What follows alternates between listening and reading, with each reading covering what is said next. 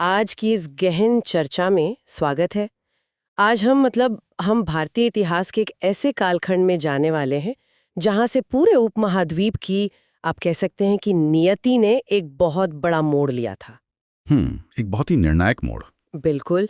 आज हम 8वीं सदी के एक ऐसे ऐतिहासिक महानायक की बात कर रहे हैं जिनकी कहानी अगर आप सतह पर देखें तो किसी महाकाव्य या मिथक जैसी लगती है।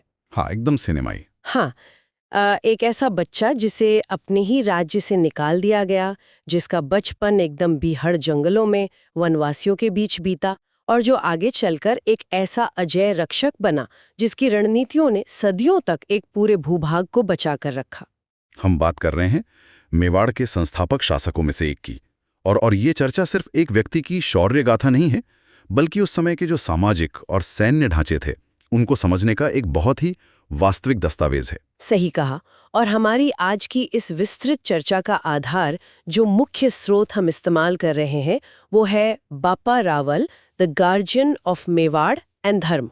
तो आज का हमारा मिशन यही है कि हम इस स्रोत का गहराई से विश्लेषण करें।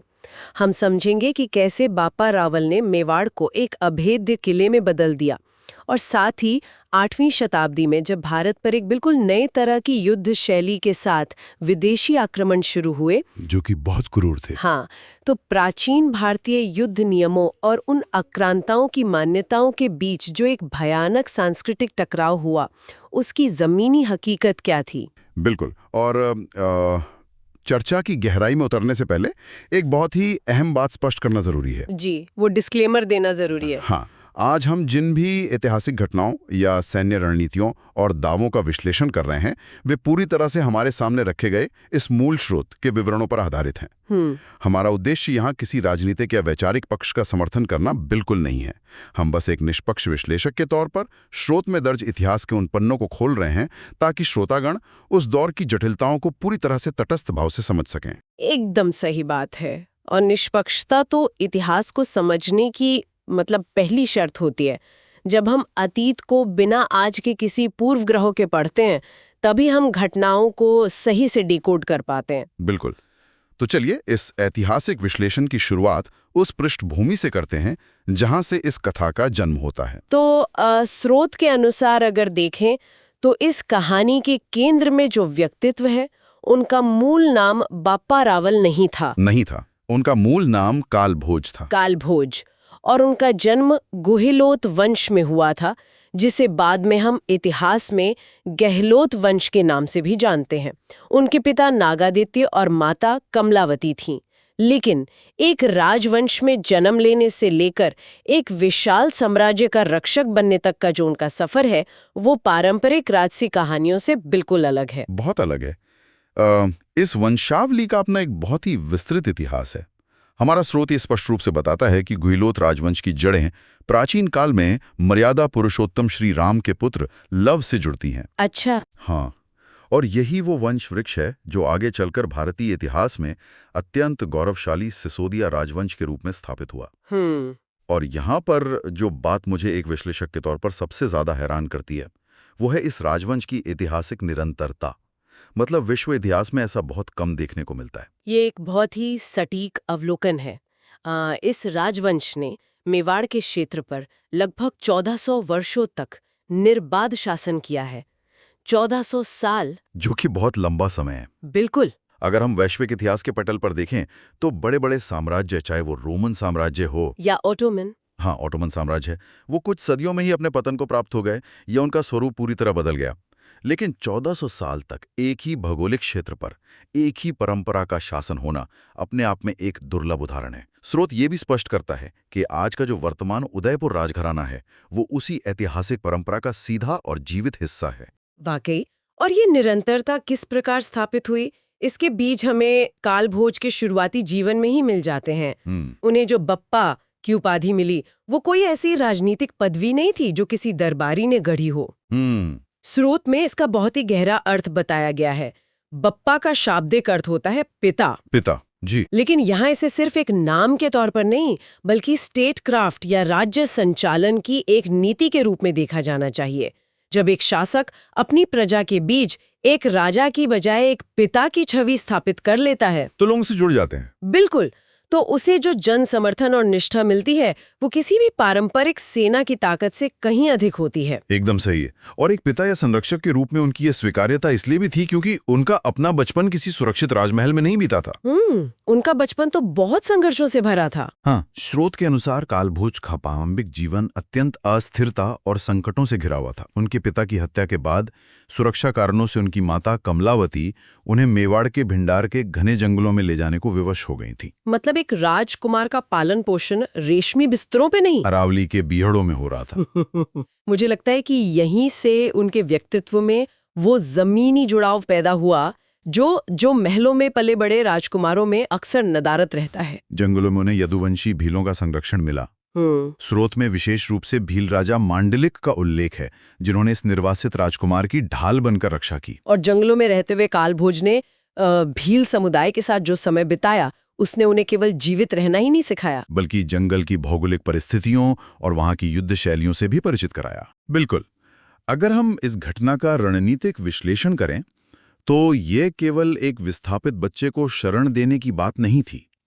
ये एक ऐसे दूरगामी सामाजिक और राजनैतिक गठबंधन की नींव थी जिसने आगे चलकर मेवाड़ के इतिहास की पूरी दिशा ही बदल दी। मेवाड़ के शाही वंश और वहां के मूल निवासी भील समाज के बीच जो विश्वास और अटूट मित्रता भिंडार के जंगलों में पनपी, वो कोई तात्कालिक समझौता नहीं था, वो सदियों तक चला। हाँ, इस बात का सबसे बड़ा प्रमाण ये है कि आज भी मेवाड़ के शाही राज चिन्ह में एक तरफ राजपूत योद्धा और दूसरी तरफ धनुष बाण लिए भील योद्धा को समान सम्मान के साथ दर्शाया जाता है। ये उस ऐतिहासिक कृतज्ञता का प्रतीक है। ये एक बेहतरीन उदाहरण है कि कैसे जमीनी स्तर पर बने सामाजिक गठबंधन एक मजबूत राज्य की नींव रखते हैं। अब जंगलों में पला बड़ा और भीलों की युद्ध कलाओं को सीख चुका ये युवा कालभोज कैसे एक अखिल भारतीय दृष्टि वाले रणनीतिकार में बदलता है। ये हिस्सा बहुत दिलचस्प है। हाँ, इसके लिए स्रोत एक बहुत ही महत्वपूर्ण और रहस्यमय गुरु का जिक्र करता है, हरित ऋषि। हरित ऋषि का प्रसंग मेवाड़ के इतिहास में बहुत ही निर्णायक है। आमतौर पर इतिहास में संतों और ऋषियों को केवल आध्यात्मिक मार्गदर्शन तक सीमित मान लिया जाता है, पूजा पाठ तक। हाँ, लेकिन हरित ऋषि का प्रभाव इससे कहीं अधिक व्यापक था। स्रोत स्पष्ट करता है कि कालभोज की मुलाकात जब इस गूढ़ शैव साधु से हुई तो उन्होंने बप्पा को केवल शैव तंत्र का ज्ञान ही नहीं दिया, बल्कि कूटनीति और सैन्य संचालन की बारीकियां भी सिखाईं। यहाँ श्रोताओं की स्पष्टता के लिए शैव तंत्र शब्द को थोड़ा खोलना जरूरी है। हाँ, अक्सर तंत्र को लेकर कई तरह की भ्रांतियां होती हैं। बिल्कुल। लेकिन ऐतिहासिक और दार्शनिक परिप्रेक्ष्य में शैव तंत्र केवल पूजा पाठ की कोई रहस्यमयी विधि नहीं थी। ये एक अत्यंत कठोर मानसिक और शारीरिक अनुशासन था। हाँ, इसमें ध्यान, ऊर्जा का नियंत्रण और अपनी क्षमताओं को चरम तक ले जाने का विज्ञान शामिल था, जिसका उपयोग युद्ध भूमि में एक अदम्य साहस और फोकस के रूप में किया जा सकता था। एकदम सही कहा आपने। हरित ऋषि ने इसी कठोर अनुशासन के सांचे में कालभोज को ढाला और उन्हें एक बहुत ही स्पष्ट और वृहद लक्ष्य दिया, एक विजन दिया। हाँ, उन्होंने बप्पा को समझाया कि उनका लक्ष्य केवल जंगलों में छिपकर अपनी जान बचाना नहीं है, बल्कि चित्तौड़ पर पुनः अधिकार प्राप्त करना, वहां राजपूतों की सत्ता को संगठित करना और सबसे अहम बात, जो विदेशी खतरे आ रहे थे। बिल्कुल, भारत की पश्चिमी सीमाओं पर जो नए विदेशी आक्रमणकारी मंडरा रहे थे, उनका सामना करने के लिए पूरे हिंदू समाज को एक छतरी के नीचे लाना है। ये एक गुरु द्वारा अपने शिष्य को दिया गया एक विशाल भू राजनीतिक विजन था। स्रोत्र में बप्पा रावल की गहरी धार्मिक आस्थाओं का भी उल्लेख है। महादेव और विशेषकर एकलिंग जी में उनकी अटूट श्रद्धा थी। एकलिंग जी को ही मेवाड़ का वास्तविक शासक माना गया और बप्पा रावल ने स्वयं को केवल उनका दीवान या प्रतिनिधि मानकर शासन किया। और इसके पीछे भी भवानी माता के दर्शन और उनके आदेश का जिक्र स्रोत में मिलता है जी। जिसके बाद बप्पा चित्तौड़ के तत्कालीन शासक मानमोरी के दरबार में अपनी सेवाएं देने पहुंचे। तो जब बप्पा चित्तौड़ पहुंचे तो तत्कालीन मोरी वंश के शासक मानमोरी ने उनका स्वागत कैसे किया? उनकी योग्यता और पृष्ठभूमि को देखते हुए मानमोरी ने उनका भव्य स्वागत किया। उन्हें दरबार में एक सामंत के रूप में नियुक्त किया गया और एक जागीर भी सौंपी गई। और ये जो सामंत की पदवी थी, सामंत व्यवस्था उस दौर की एक बहुत ही महत्वपूर्ण कड़ी थी। सामंत कोई साधारण जमींदार नहीं होता था। नहीं, बिल्कुल नहीं। उसे अपनी जागीर के प्रशासन के साथ साथ एक निश्चित संख्या में सेना भी रखनी होती थी, जो युद्ध के समय राजा के काम आ सके। सामंत बनने का मतलब था कि बाप्पा को अब सैन्य संसाधन, राजस्व और प्रशासन का सीधा अनुभव मिल रहा था, जो उनके भविष्य के अभियानों के लिए अत्यंत आवश्यक था। लेकिन यहाँ इतिहास लेखन को लेकर एक बहुत ही गंभीर और विचारणीय बिंदु सामने आता है। वो क्या? हमारा स्रोत एक स्पष्ट टिप्पणी करता है कि इतने बड़े रणनीतिकार और साम्राज्य निर्माता होने के बावजूद भारतीय इतिहास लेखन में, विशेषकर स्वतंत्रता के पूर्व और कुछ हद तक बाद में भी, बप्पा रावल जैसे युग पुरुष को वो स्थान नहीं दिया गया जिसके वो वास्तविक अधिकारी थे। उन्हें नजरअंदाज किया गया। हाँ, इतिहासकारों की इस अनदेखी का परिणाम ये हुआ कि ये ऐतिहासिक नायक आम जनमानस की स्मृति से काफी हद तक धुंधला हो गया है। ये इतिहास को समझने का एक बहुत बड़ा अंतराल है, क्योंकि अगर हम बप्पा रावल के उदय के समय की परिस्थितियों का विश्लेषण न करें तो हम 8वीं सदी के भारत की भू राजनीति को कभी समझ ही नहीं पाएंगे। बिल्कुल नहीं समझ पाएंगे। और इसी भू राजनीतिक उथल पुथल को समझने के लिए स्रोत हमें भारत के पश्चिमी छोर यानी सिंध की ओर ले जाता है। वर्ष 712 ईस्वी। ये वो समय था जब उपमहाद्वीप के इतिहास में एक नया अध्याय खून से लिखा जा रहा था। वर्ष 712 ईस्वी का वो कालखंड जब अरब सेनापति मोहम्मद बिन कासिम ने पहली बार सिंध मार्ग से भारत पर एक व्यापक आक्रमण किया। स्रोत इस तथ्य को विशेष रूप से रेखांकित करता है कि उस समय कासिम की आयु मात्र 17 वर्ष थी। सिर्फ 17 वर्ष। हाँ, लेकिन वो एक बहुत ही महत्वाकांक्षी और क्रूर सैन्य अभियान का नेतृत्व कर रहा था। और ऐसा बिल्कुल नहीं था कि सिंध की सेनाओं ने कोई प्रतिरोध नहीं किया। सिंध के राजा दाहिर सेन और उनके परिवार ने कड़ा संघर्ष किया। स्रोत बहुत ही तटस्थता से ये विवरण देता है कि शुरुआत में राजा दाहिर और उनके वीर भाई ने मोहम्मद बिन कासिम की सेनाओं को कई मोर्चों पर भारी शिकस्त दी थी। यही वो बिंदु है जो सबसे ज्यादा विश्लेषण की मांग करता है। अगर सिंध की सेनाएं इतनी सक्षम थीं कि वे शुरुआती हमलों को पछाड़ सकती थीं, तो फिर अंतिम परिणाम हार में कैसे तब्दील हो गया? ये एक बड़ा सवाल है। स्रोत इसका कारण उस दौर की भौगोलिक चुनौतियों और उससे उपजे आंतरिक विश्वासघात में खोजता है। कासिम की सेना के सामने सबसे बड़ी चुनौती थी सिंधु नदी को पार करना। एक विशाल अनजान नदी जिसके बहाव और किनारों का कोई ज्ञान आक्रांताओं को नहीं था। और यहीं पर गद्दारी का वो दुखद अध्याय शुरू होता है। स्रोत विस्तार से बताता है कि निरुण नगर के बौद्ध प्रमुख भांडारक समानी ने कासिम से हाथ मिला लिया। ये केवल वैचारिक समर्थन नहीं था, ये बहुत बड़ा सामरिक सहयोग था। बिल्कुल। समानी ने कासिम की सेना को नावें उपलब्ध कराईं, सिंधु नदी पार करने के सुरक्षित रास्ते बताए और उस विशाल भाड़े की सेना के लिए रसद और भोजन की व्यवस्था की। मतलब एक विदेशी सेना जो रसद की कमियों और नदी की बाधा से लौट सकती थी, उसे अपनों ने ही जीवन दान दे दिया। हाँ, इसके साथ ही स्रोत में ये भी दर्ज है कि सिंध की स्थानीय मेड जनजाति, जिन्हें वहां के जलमार्गों का गहरा ज्ञान था, उन्होंने भी कासिम का ही साथ दिया। इस चौतरफा आंतरिक विश्वासघात का परिणाम आरूर के ऐतिहासिक युद्ध में देखने को मिला। राजा दाहिर, उनके भाई और उनके पुत्र ने अंत तक एक भयंकर युद्ध लड़ा, लेकिन अपनों की इस गद्दारी ने सिंध के पतन की पटकथा लिख दी थी। और राजा दाहिर युद्ध भूमि में वीर गति को प्राप्त हुए। जी, युद्ध के बाद के जो परिणाम स्रोत में दर्ज हैं, वे केवल हार जीत के आंकड़े नहीं हैं। वे उस सभ्यता के लिए एक बहुत बड़ा मनोवैज्ञानिक आघात थे। स्रोत के अनुसार कासिम ने राजा दाहिर और उनके भाई का निर्मम वध करने के बाद उनकी 2 पुत्रियों को बंदी बना लिया।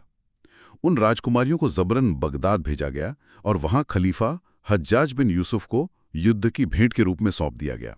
हम इस विवरण को उसी तटस्थता के साथ रख रहे हैं जैसा स्रोत में है, लेकिन 8वीं सदी के भारतीय समाज के लिए ये घटना अकल्पनीय थी। और यहीं से सिंध की इस त्राजिदी का सीधा संबंध मेवाड़ और बप्पा रावल से जुड़ता है। वो कैसे? स्रोत में प्रसिद्ध इतिहासकार कर्नल जेम्स टॉड के संदर्भ से बताया गया है कि राजा दाहिर का पुत्र किसी तरह वहां से बच निकलने में सफल रहा और उसने सीधे चित्तौड़ की ओर रुख किया। और जब राजा दाहिर का पुत्र चित्तौड़ पहुंचा तो उसने बप्पा रावल और चित्तौड़ के दरबार में सिंध के पतन की जो आंखों देखी दास्तान सुनाई, उसने सबको स्तब्ध कर दिया। बिल्कुल। उसने केवल हार की खबर नहीं दी, उसने कासिम की क्रूरता, नगरों के विध्वंस और विशेष रूप से स्त्रियों को युद्ध की संपत्ति मानकर दास बनाए जाने की घटनाएं बताईं। यहाँ एक बहुत ही बड़ा वैचारिक और नैतिक टकराव, जिसे हम क्लैश ऑफ एथिक्स कह सकते हैं, सामने आता है। हमारा स्रोत प्राचीन हिंदू समाज के युद्ध नियमों और इन नए विदेशी आक्रांताओं के युद्ध शैली के बीच के जमीनी अंतर को स्पष्ट करता है। ऐसा नहीं था कि प्राचीन भारत में युद्ध नहीं होते थे। सत्ता संघर्ष हर दौर का सच है, लेकिन प्राचीन भारतीय समाज में युद्ध के नियम, जिसे धर्म युद्ध कहा जाता था, अत्यंत स्पष्ट और कड़े थे। और ये नियम क्या थे? स्रोत के अनुसार जब दो राजाओं के बीच युद्ध होता था तो विजेता अक्सर पराजित राजा को अपना सामंत बनाकर उसे उसका राज्य वापस लौटा देता था, या अधिक से अधिक उसे निर्वासित कर देता था। हाँ। युद्ध का प्रभाव केवल सेनाओं और राजघरानों तक सीमित रहता था। सबसे महत्वपूर्ण बात यह थी कि नागरिकों, किसानों, व्यापारियों और विशेषकर स्त्रियों को युद्ध की विभीषिका से पूरी तरह मुक्त रखा जाता था। सेनाएं खेतों को नुकसान नहीं पहुंचा सकती थी। स्त्रियों का अपहरण करना या उनके साथ दुर्व्यवहार करना उस समाज में सबसे जघन्य पाप माना जाता था, जिसके भी किसी भी नियम में कोई छूट नहीं थी। बिल्कुल।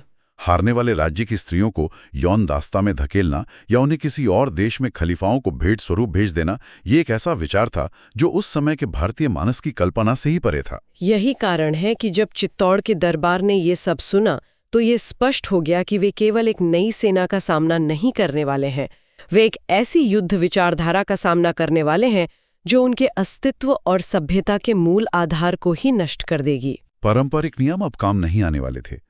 कासिम ने सिंध को लूटकर जो अपार धन बटोरा था, उससे उसने एक विशाल भाड़े की सेना तैयार कर ली थी, और अब उसका अगला निशाना राजपूताना और मेवाड़ था। और इसी भीषण संकट के समय में उस बालक काल भोज का पूर्ण रूप से बाप्पा रावल में रूपांतरण होता है। बाप्पा रावल, मेवाड़ और धर्म के रक्षक। जी, बाप्पा रावल को यह समझ में आ गया था कि बिखरे हुए राजपूत राज्य इस नई आंधी का सामना अकेले नहीं कर सकते।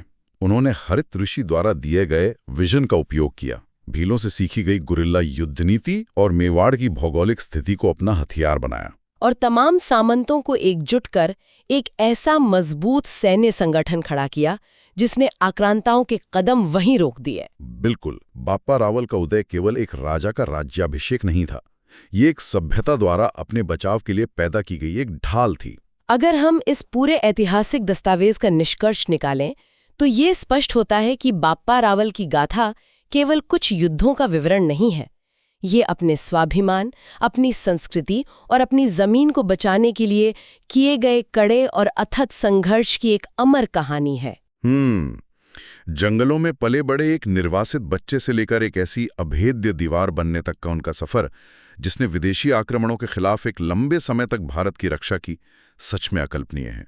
और इन ऐतिहासिक घटनाओं को आज पढ़ना या सुनना केवल अतीत का गुणगान करना नहीं है, ये हमें उस प्रक्रिया को समझने में मदद करता है कि कैसे कोई समाज संकट के समय अपनी रक्षा के लिए खुद को पुनर्गठित करता है। बिल्कुल, जब हम इन सूचनाओं को सही पर्सपेक्टिव में देखते हैं तो हम समझ पाते हैं कि हमारा वर्तमान किन संघर्षों और किन नायकों की दूरदृष्टि पर टिका हुआ है। एकदम सही। और इस चर्चा के अंत में हम स्रोत से उपजाए एक ऐसा विचार छोड़ना चाहेंगे जो थोड़ा अलग दिशा में सोचने पर मजबूर करता है। हमने बाप्पा रावल की युद्ध नीति और भेंडार के जंगलों में उनकी शुरुआती जीवन की चर्चा की। जी, जरा सोचिए, बाप्पा रावल ने भीलों के साथ रहते हुए अरावली के पहाड़ियों और वहां की कठिन भौगोलिक स्थिति को जिस तरह से एक रणनीतिक हथियार के रूप में इस्तेमाल करना सीखा, क्या उसी भौगोलिक समझ और गुरिल्ला युद्ध नीति ने सदियों बाद महाराणा प्रताप के उस महान संघर्ष की नींव नहीं रखी? ये एक बहुत ही शानदार दृष्टिकोण है। क्या किसी सभ्यता का इतिहास केवल तलवारों से तय होता है, या उस क्षेत्र का भूगोल और उस भूगोल से उपजी रणनीतियां यह तय करती हैं कि वो सभ्यता बचेगी या मिट जाएगी? और एक बात और, प्राचीन भारत में युद्ध के कितने मानवीय नियम थे। अगर सिंध में वो आंतरिक गद्दारी नहीं होती और बाहरी ताकतों को अंदरूनी फूट का फायदा उठाने का मौका न मिलता, तो क्या भारत का इतिहास कुछ और होता? एक बहुत ही गहरा सवाल है। क्या आज के समय में भी सूचना और विचारों के इस दौर में हमारी अंदरूनी एकजुटता ही हमारी सबसे बड़ी ढाल नहीं है?